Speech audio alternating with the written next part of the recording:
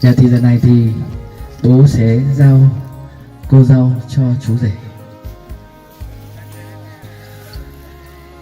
Xin mời tất cả các quý khách cùng các quý anh chị em chúng ta đồng nhau hiệp ý cầu nguyện.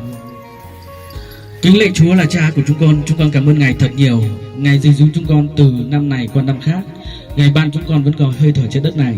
Cảm ơn Chúa, hôm nay chúng con tụ tập tại đây để rồi chúng con chứng kiến sự hạnh phúc cũng như lễ thành hôn của Thị Sú và Thanh Ngọc.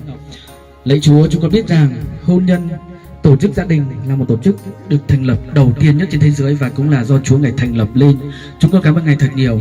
Thì giờ này chúng con xin Đức Thánh Linh Ngài ở dưới chúng con, ban cho chúng con cũng như đặc biệt cho cô dâu và chú rể có một tương lai tốt đẹp trong sự dẫn dắt của Đức Thánh Linh. Chúng con cảm ơn Chúa, xin Ngài sức giàu, Ngài tể trị thì giờ của chúng con. Chúng con xin giờ thì giờ còn lại cho Chúa Ngài tể trị và dẫn dắt. Chúng con xin thành kính cầu nguyện nhân danh Đức Chúa Giêsu Christ. Amen. Xin mời tất cả các quý vị đồng ngồi ạ. Thì giờ này chúng ta sẽ cùng tôn vinh Chúa một bài thánh ca.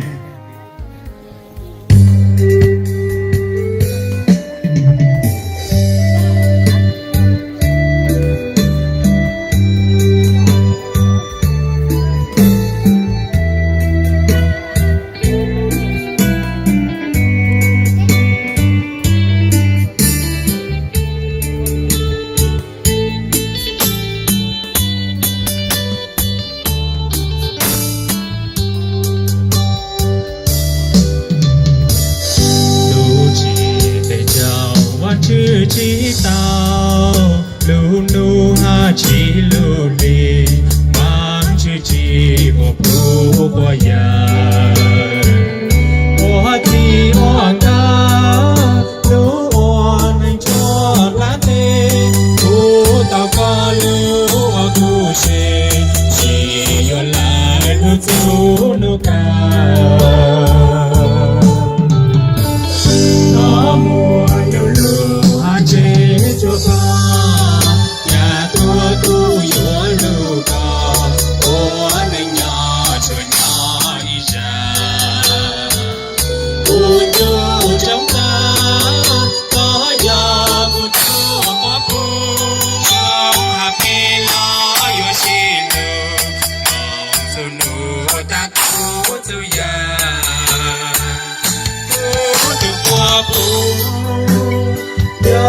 có đi lên xứ có vắng chữ cho đi thu học nghề còn nhà còn lên có xin thu nhắn cao lên hào cháy và cao chào nhau ra chơi lý và chữ dư lưu